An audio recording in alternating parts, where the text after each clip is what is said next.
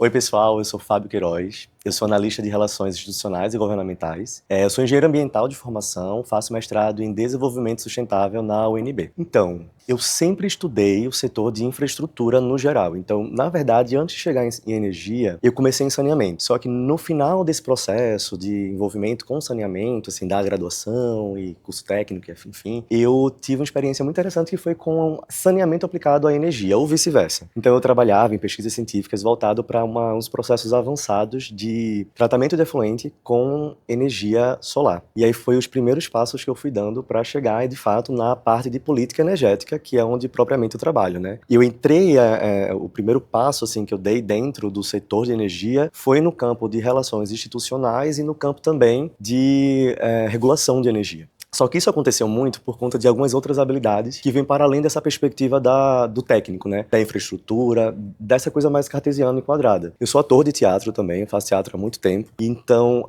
foi dentro da energia que eu consegui entender que essas habilidades comunicacionais, junto com esse fator de relacionamento, fazendo essa interseção com o campo da estrutura, da infraestrutura, fazia muito sentido e isso era muito bem visto também dentro do setor. Foi aí que eu comecei entrei numa startup que trabalha com geração distribuída no início da minha carreira, e justamente nesse campo de relações institucionais e regulação. Bem, como eu falei, eu acho que no momento que eu enxerguei a lógica da interseção de infraestrutura, dessa coisa mais técnica e exata, junto com a parte da comunicação e da sensibilidade da comunicação, isso é uma coisa que veio muito forte, sobretudo quando eu entrei no mestrado, né? Inclusive, a minha pesquisa do mestrado é como que o teatro e a performance auxiliam na comunicação climática. Quando eu entendo que existe uma interseção forte, mas isso não é uma coisa tão explorada, muitas vezes a gente fala sobre um assunto técnico, de uma forma ainda muito técnica, tecnicista, cartesiana.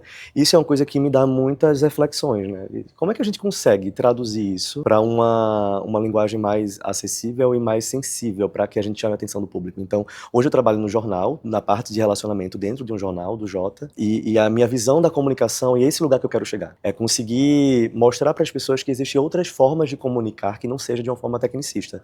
Sobretudo quando são temas complexos, como, por exemplo, as mudanças climáticas, transição energética. Mas eu acho que a comunicação e o entendimento de como se constrói...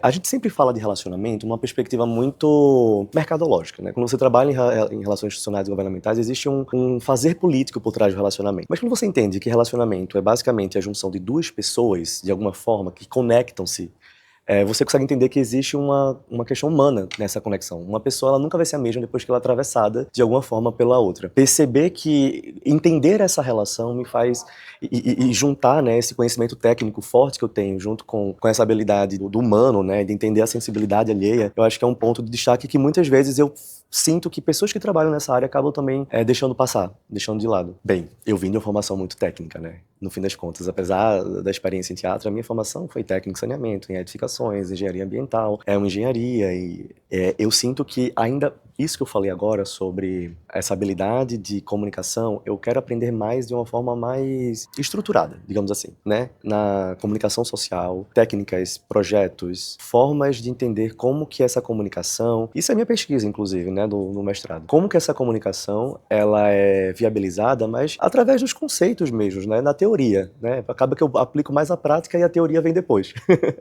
E eu acho que eu quero aprender um pouco mais, especialmente também nesse campo da política. Depois que eu entendi que a política, né, tem até uma frase de Augusto Boal, que é o pai do teatro do oprimido, que ele fala que política é a arte suprema da humanidade, né? Ela é a arte que está acima de tudo. Então, acredito que a comunicação é um instrumento necessário para que essa política seja feita dessa forma sensível. Quando a gente fala em energia, a gente normalmente fala de uma perspectiva técnica. É necessário, é importante. Mas o NGC, por exemplo, é um hub que nasce nessa perspectiva da conexão porque entende que existe uma coisa para além do cartesiano, que existe pessoas que se comunicam entre si. Então, minha perspectiva é que a gente consiga entender uma linguagem, aprender uma linguagem feita por pessoas que acolhem as qualidades dessas pessoas de uma forma não só técnica, né? E que essa linguagem, essa comunicação seja cada vez feita de uma forma não só sensível, mas atrativa para que as pessoas se interessem pelo setor. Seja na vertente que eu acabo indo um pouco mais, que é dentro da transição energética, meio ambiente, clima, mas seja também linguagens mais robustas, como, por exemplo, regulação, que é mega difícil de entender. Então, quando a gente começar a entender formas de comunicar isso de uma forma mais, eu não gosto da palavra eficiente, mas de uma forma mais funcional, eu acho que o setor de energia vai conseguir ter ainda mais mais braços e mais força dentro do Brasil, seja para qual for o tema.